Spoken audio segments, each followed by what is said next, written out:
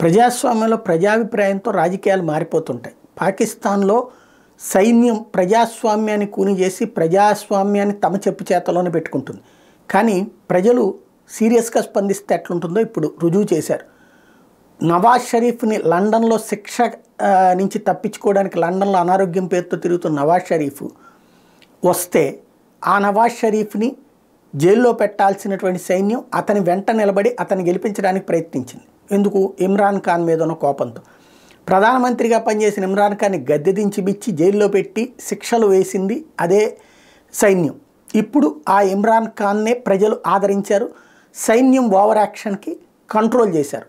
ఆ దెబ్బతో బిత్తరపోయినటువంటి పరిస్థితి ఒక ఎత్తు అయితే, లండన్ నుంచి వచ్చిన పని కాలేదు నవాజ్ షరీఫ్కి. సెకండ్ లార్జెస్ట్ పార్టీ అయింది కానీ ఫస్ట్ లార్జెస్ట్ పార్టీ ఇమ్రాన్ ఖాన్ది అయింది, 100కి పైగా ఎంపీలు గెలుచుకుని.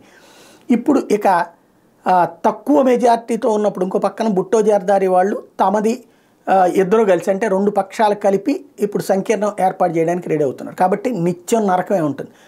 ఇక తనదైనటువంటి ముద్ర వేసుకోవడం సాధ్యం కాదు. కాబట్టి నవాజ్ షరీఫ్ తను పోటీ చేయకుండా, అంటే తను ప్రధానమంత్రి అభ్యర్థిగా ఉండకుండా తన సోదరుడు షాబాజ్ షరీఫ్, మొన్నటిదాకా ఏడ్చేసినటువంటి ప్రధానమంత్రి, ఏమీ చేయడం చేత కాదని చెప్పి చేతులెత్తేసిన ప్రధానమంత్రి, పాకిస్తాన్ని సర్వనాశనం చేయడంలో కీలక పాత్ర పోషించినటువంటి ప్రధానమంత్రిగా ఉండి పక్కకి వెళ్ళినటువంటి షాబాజ్ షరీఫ్ మళ్ళీ పాకిస్తాన్కి ఒక డకోటా ప్రధానమంత్రి కాబోతున్నాడు.